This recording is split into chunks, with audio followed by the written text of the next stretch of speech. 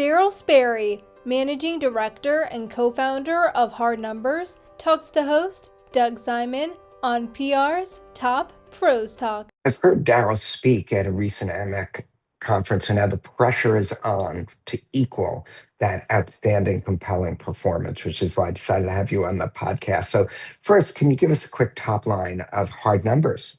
Yeah, sure. Thank you so much, and I hope I live up to your billing. Very kind. Hard Numbers is a performance-driven PR and marketing agency. We're about 6 years old. We are 2 years in a row now the PR Moments B2B PR Agency of the Year, and we have about 20-ish staff and a similar number of clients, based in London, but working with technology, financial services, SaaS, and other businesses all over the world.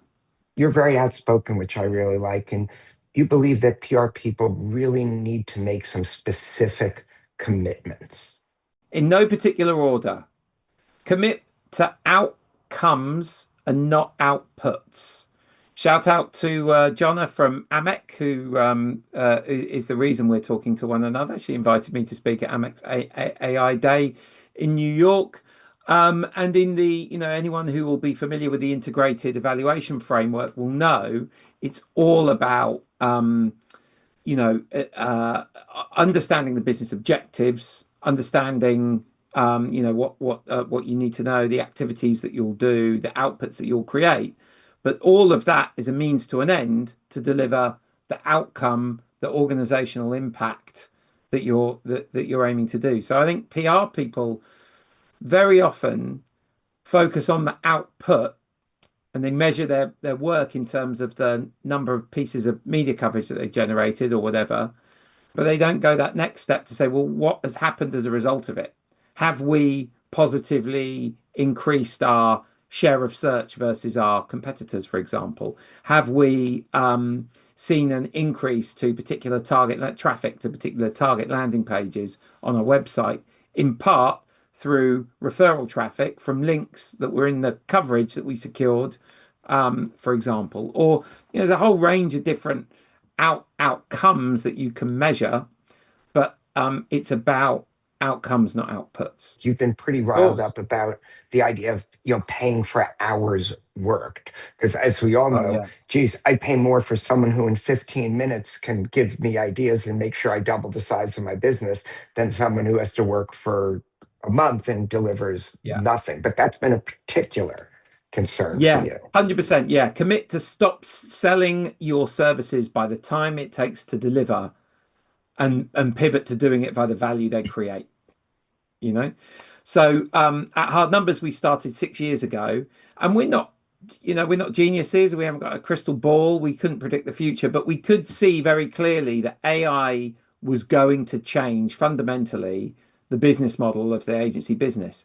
And if the agency that myself and my business partner worked at previously, Hotwire, was started 25 years ago, and there's a lot of legacy and technical and sort of what's process debt that builds up in a business like that we were completely shorn of, and that by starting with a blank sheet of paper, we could start with a completely different business model, a different approach, a new technology stack, everything else. And one of the principles of that was not doing timesheets, not selling our services by the time they take to deliver, but aligning what we do to the value they create for our clients. We're able to do that, firstly, because the business is platformed on a CRM system. So all of our interactions with all of the journalists and other stakeholders that we undertake on behalf of our clients is all logged in the CRM system. So therefore, I don't have to ask someone how active they were on our client's behalf by logging time. I can see how many journalists they were pitching, or how many times they were talking to the client, or whatever, all through information that is abstracted through what they're doing naturally through the HubSpot widget and everything else. So I never have to, and no one has to record information about how active they are. It's all just done automatically for us. Okay. Technology is changing PR so much. One area I'd like to speak with, and I appreciate you talking, because we've always had a fee for service model we're going to Yeah. do this for you. It's going to cost this amount. Does Yeah. that work? And we're going to guarantee that we'll deliver results. That's been our model, which at first I thought was sort of a detriment, but it seems like the pendulum's been swinging more in directions where people want to Mm. budget for what they know they're going to get a return on. But you also talked about your research that shows the value of earned media. And because we're in the Yeah. earned media space, that's really driven our push to have an AI related product that can improve GEO in addition to just getting media coverage. But you've got some interesting research on that. Thank you very much. Yeah, our first research report, Reputation in the Age of AI, we looked at the world's 100 biggest brands and four pillars of reputation. So, value for money, trustworthiness, innovation, and quality of product or service.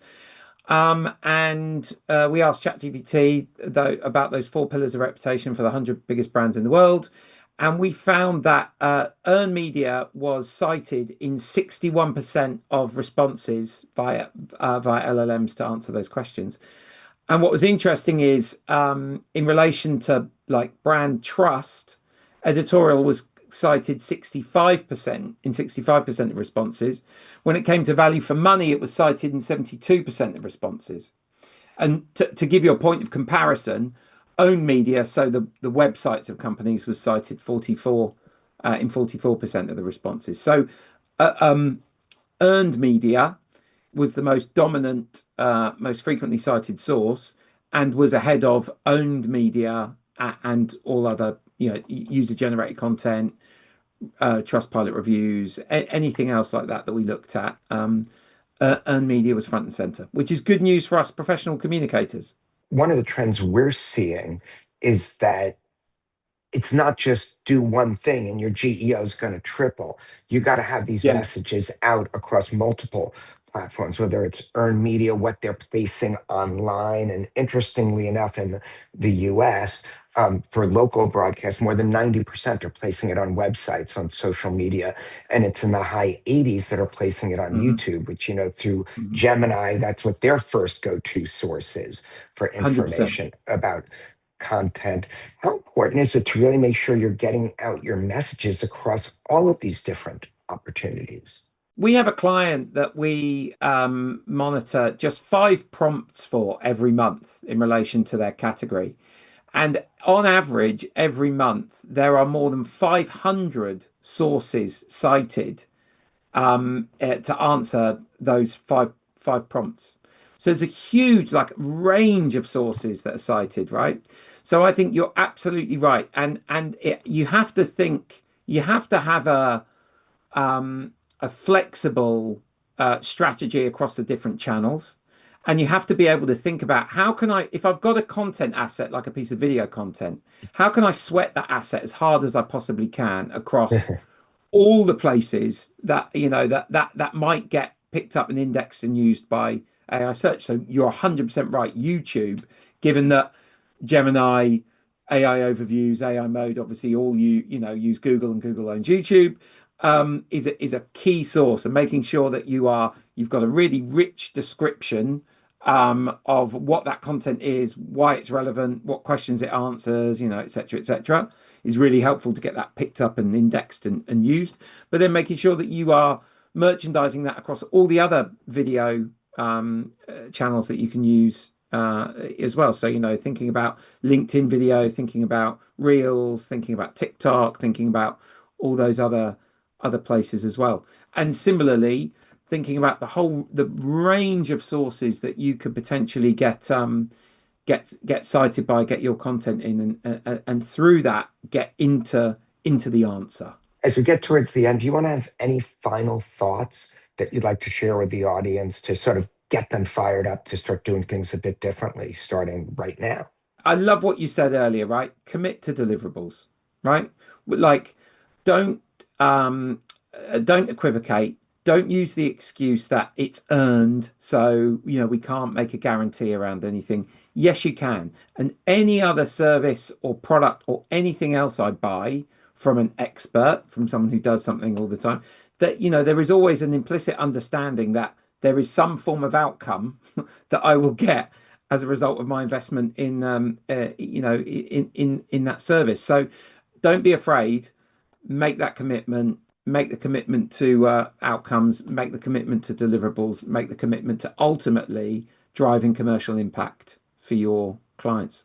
Awesome. Thanks so much for being with us on the podcast. Always fun to catch up, and hopefully I'll see you at the next AMEC event. I'll be speaking at the one in Dublin, but look forward to catching up again.